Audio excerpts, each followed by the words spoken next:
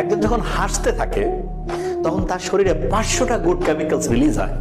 শুধু তাই নয়, হাসলে আমাদের হাসির সাথে সম্পর্কিত কয়েক ডজন মাসেল আছে, যেটার একটা এক্সারসাইজও হয়। এবং সবচেয়ে মজার ব্যাপার কি জানেন, একজন যখন হাসে তখন 5টা বড় সমস্যা থেকে সে মুক্ত হয়ে যায়। কি সেই সমস্যাগুলো?